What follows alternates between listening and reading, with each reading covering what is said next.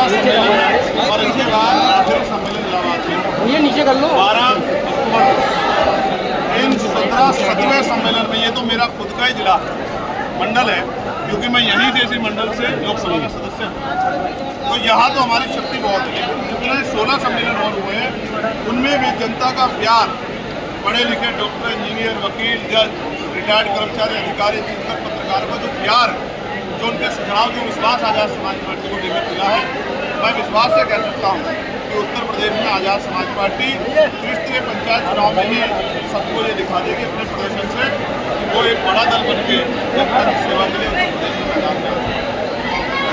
ये सम्मेलन जब खत्म हो जाएंगे इसके बाद दूसरा कार्यक्रम बना के आप पूरे, जब तक विधानसभा का चुनाव नहीं होता हम लोग मैदान में रहेंगे, गली गली गाँव जाके लोगों को जागरूक करने का काम करेंगे, भाईचारा बनाएंगे और जनमत तैयार करेंगे जिससे हमारे गरीब लोगों को जो जुड़ जाते हैं प्रचार होगा खत्म।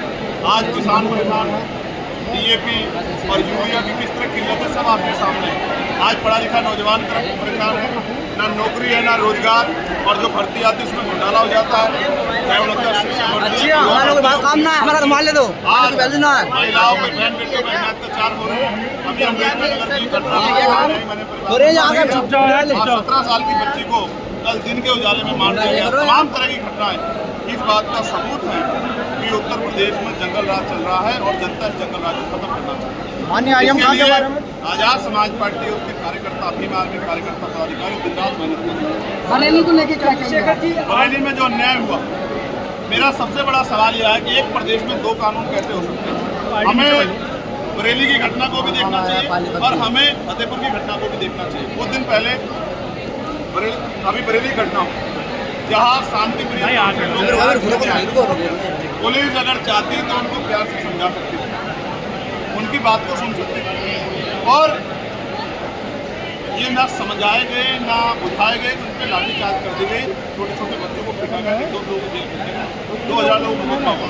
वही फतेहपुर सीकरी में एक ऐतिहासिक स्थल पे जो मकबरा है उसमें 500 पुलिस वाले मौजूद थे, फिर भी 300-400 लोग आके उसको मकबरे को तोड़ने का काम करते हैं। किसी को ये भी नहीं कि फूल भी लगता, ये बात का उदाहरण है कि सरकार क्रम के आधार पर ये अन्याय हमें स्वीकार नहीं करना है। क्या हमारी पार्टी बड़े फैसले लेगी, अगर बड़ा प्रोटेस्ट आंदोलन भी करना पड़ा तो हम लोग करेंगे। लेकिन मैं ये पूछना चाहता हूँ उत्तर प्रदेश सरकार से कि आई लव मोहम्मद के अगेंस्ट में आई लव महादेव क्यों? जो लोग महादेव को मानने वाले लोग हैं वो लंबे समय से महादेव को मानते हैं, वो इसमें थोड़ा ही मानते हैं कि कोई आई लव मोहम्मद क्या है। आप समझने का प्रयास कीजिए, आई लव मोहम्मद का मतलब क्या है? इस अंग्रेजी वर्ड का हिंदी मीनिंग क्या है कि मैं मोहम्मद से प्यार करता हूँ। इससे किसी को आपत्ति कैसे हो सकती है, किस आधार पे हो सकती है? ये क्राइम कहाँ से हो सकता है? लेकिन सरकार ने इसको क्राइम बना दिया। कोई अगर ये लफ्ज लिख के अगर कोई पेपर हाथ में पकड़ ले रहा है तो पुलिस उसके साथ इस तरह का व्यवहार कर रही है जैसे वो कोई क्रिमिनल है, जैसे वो कोई अपराधी हो। ये जो गैर बराबरी है, क्योंकि भारतीय संविधान धर्मनिरपेक्षता की बात करता है, धार्मिक आज़ादी देता है। जो मोहम्मद से प्यार करते हैं वो आई लव मोहम्मद लिख रहे हैं, जो महादेव से प्यार करते हैं वो आई लव महादेव लिख रहे हैं, जो बुद्ध से प्यार करते हैं वो आई लव बुद्ध लिख रहे हैं, तमाम जो जैन से प्यार, जो महावीर जैन जी से प्यार करते हैं वो आई लव महावीर जैन लिख रहे हैं। किसी को तकलीफ क्यों होनी चाहिए? मेरा धर्म मेरे साथ, आपका धर्म आपके साथ, नास्तिक जो लोग हैं उनका धर्म उनके साथ। इस आधार पर अगर कार्रवाइयाँ होंगी तो लोगों में असंतोष पैदा होगा, और ये सरकार चाहती है कि असंतोष बना रहे। असंतोष रहेगा तो रोटी, कपड़ा, मकान, रोजगार, महंगाई के मुद्दों में चर्चा नहीं होगी। एक सोच समझी साजिश है, जनता को समझदार बनना पड़ेगा और समझदारी के साथ आगे के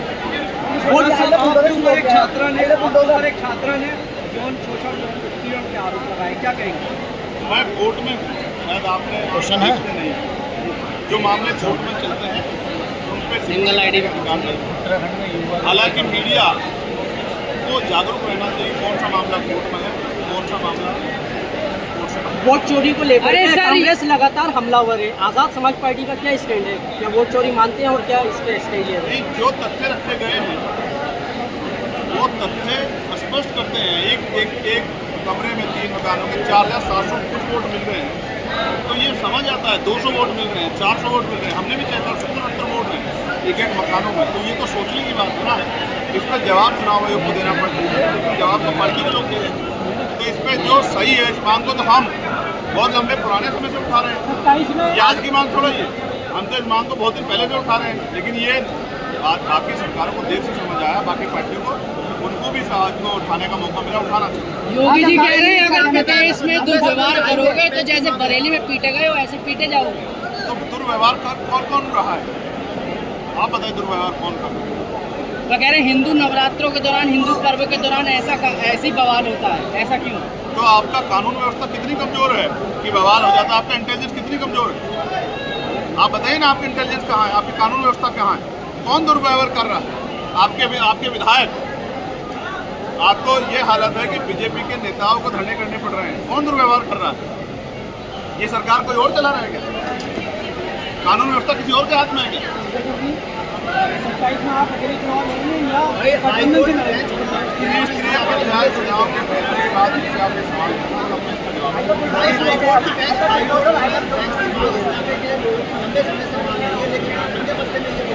मैंने उसमें पत्र भी लिखा है।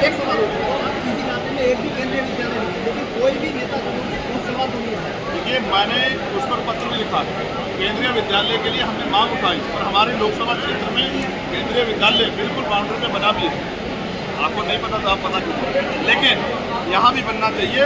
और हाई कोर्ट की बेंच पश्चिम में बने, इसके लिए मैंने लगातार मांग उठाई, इसलिए मैंने लगातार पत्राचार का आमंत्रित किया। ये सरकार की देखरेख में ट्रिपल इंजन की सरकार है। पंचायत चुनाव में कहा कि ट्रिपल इंजन की बना दो, उससे पहले कहा डबल इंजन की बना दो। ट्रिपल इंजन की सरकार है, लेकिन हाईकोर्ट बेंच नहीं बना पा रही। यहाँ के व्यक्ति को इलाहाबाद जाना पड़ता है। इसकी जिम्मेदार उत्तर प्रदेश का केंद्रीय सरकार है, इसको जवाब देना चाहिए। अगर हम पे ताकत होती तो हम एक नहीं दो मैच बनाते, एक मुरादाबाद में बनाते, एक मेरठ में बनाते। आजम खान की रिहाई के बाद लगातार अटकलें लगाई जा रही थी, बसपा में शामिल होने की, लेकिन अब उन्होंने इस पर विराम लगाया। अखिलेश यादव 8 तारीख को आ रहे हैं, क्या कहना है आपका? आने लगा। अखिलेश जी 8 तारीख को आ रहे हैं, क्या कहना? 9 को सम्मेलन है बड़ा लखनऊ में। फैसला है, मैच में क्या करना? सहारनपुर में अगर कोई ऐसे आइला मोहम्मद का पेपर लेके खड़ा हो जाता है तो उसको पुलिस पकड़ के बंद कर देती है, बंद कर देती है। मैं जानना चाहता हूं, मैं विद्यार्थी हूं, लोग वकील हूं, मैं जानना चाहता हूं मुख्यमंत्री जी से और अपने चीफ सेक्रेटरी डीजीपी से कि ये कौन सा कानून है कि कोई अपनी मोहब्बत का ख्याल इजहार करे और उससे करे जिसका नाम इंसानियत के नाम पैगाम हो, गैर बराबरी की मुखालफत में जो सबसे बड़ा नाम हो, तो सरकार को तकलीफ क्यों हो जाती है? सरकार के इशारे में लोगों को जेल में क्यों बंद किया जाता? मैं उदाहरण एक और देता हूं, जिसको जो सोचना है सोचो। आपको याद है बरेली में कुछ लोग आइला मोहम्मद के पेपर को लेकर सड़क पे आए और फिर क्या हुआ? फिर ये हुआ कि पुलिस ने इनको इतनी लाठी मारी कि लोग कहते रहे कि मर जाएंगे छोड़ दो, लेकिन जूते चप्पल ऐसे बिखरे हुए थे जैसे आपदा आ गई। लेकिन मैं पूछना चाहता हूं मुख्यमंत्री जी से कि जब फतेहपुर के मकबरे पर 500-700 लोग लेके उसको तोड़ने चढ़ जाते हैं तो आपकी लाठियों का बल कहां चला जाता है? आपकी लाठियों का बल कहां चला जाता है? क्या एक प्रदेश में 2 कानून हो सकते हैं कि सत्ताधारियों के लिए अलग कानून और मुसलमानों के लिए, दलितों के लिए, पिछड़ों के लिए, किसानों के लिए अलग कानून, सिखों के लिए अलग कानून, बौद्धिस्टों के लिए अलग कानून? ये प्रदेश संविधान से चल रहा है और मैं बहुत ईमानदारी से कह रहा हूं, आज जो अधिकारी, सब अधिकारी तो बुरे नहीं है, लेकिन जो अधिकारी सिर्फ कुर्सी पे बने रहने के लिए आप कहीं जाओगे। अगर आप ये वीडियो YouTube पर देख रहे हैं तो हमारे चैनल को सब्सक्राइब कर बेल आइकन दबाएं और Facebook पर देख रहे हैं तो हमारे पेज को लाइक करें।